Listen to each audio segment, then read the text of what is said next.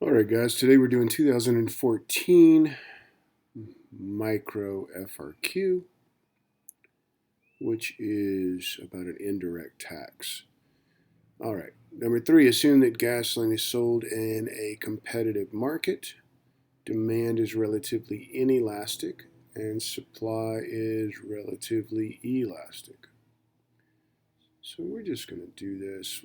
Demand is inelastic, so more straight up and down. Supply is relatively elastic, so just a regular supply curve.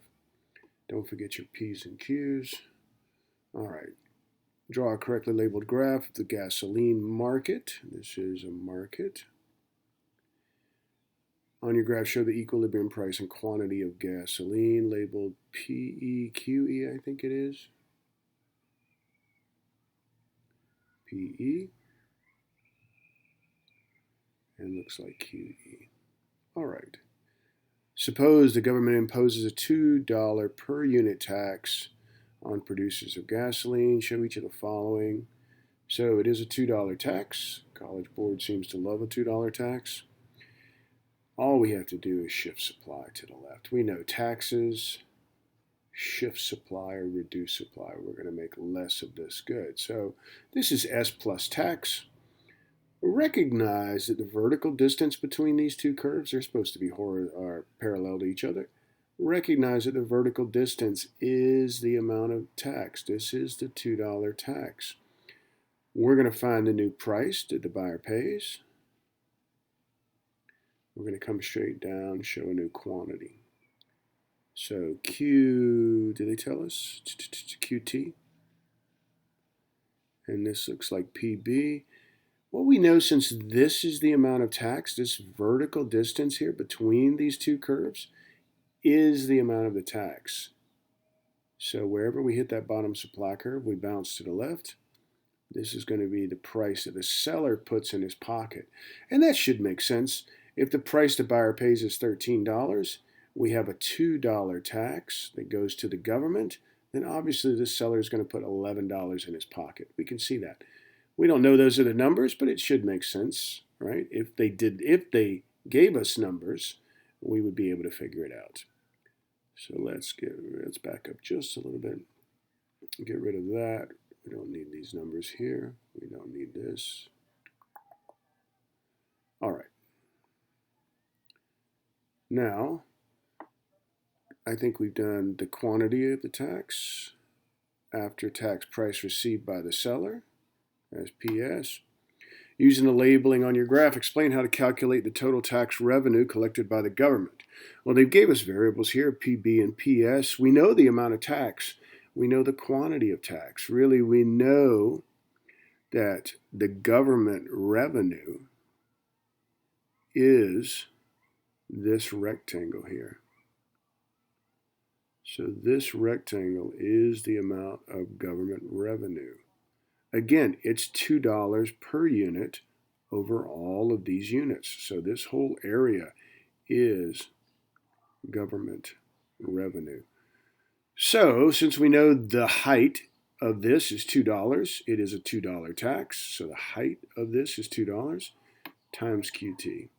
So we could just say $2 times QT. That's probably the easiest way to do it. We could also say maybe PB minus PS times QT. That would work also. There's a number of ways to do this. This is probably the simplest.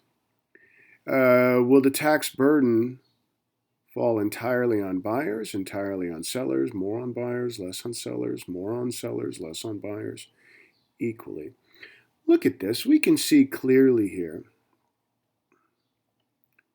that, oops, didn't mean to get rid of that. If we go to where the old equilibrium point was and we come straight across here, this is going to show us who pays what percentage of the tax, right? Consumers will pay this upper percent of the tax portion, and producers would pay this lower amount of the tax. We can see that if we just draw that line straight across, it splits up that tax revenue that goes to the government and shows who pays what percentage of the tax. So here, and because demand is inelastic, when your demand is more inelastic, people won't walk away from it. They won't walk away. So the producer can push more of the tax onto the consumer because their demand is inelastic.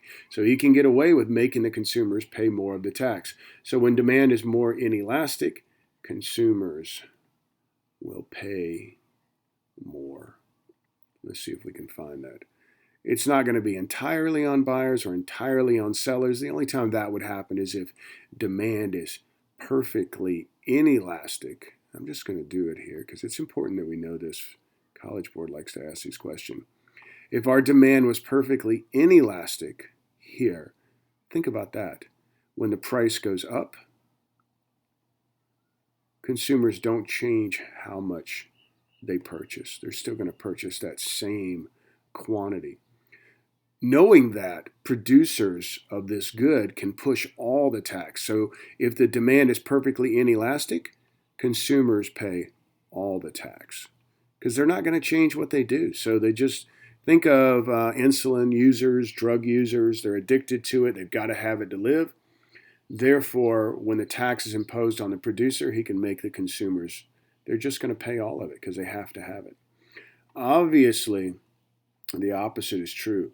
If our demand is perfectly elastic, if your demand is perfectly elastic, then the price can't go up at all. What this implies is if the producer changes the price, even 1 penny, all of his customers will walk away. So he can't change the price at all, meaning that when the demand is perfectly elastic, producers will eat all the tax. They're going to pay all the tax. All right. So again, consumers, we didn't even answer it. More on buyers, less on sellers. I think that's what we're looking for right there. And explain. We would just explain that again. Demand is more inelastic. Therefore, consumers will pay more of the tax. All right, guys. Thanks a lot. Bye.